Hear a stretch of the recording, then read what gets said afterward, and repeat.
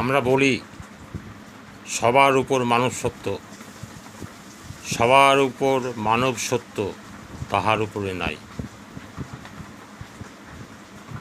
সবার উপরে মানব জন্ম।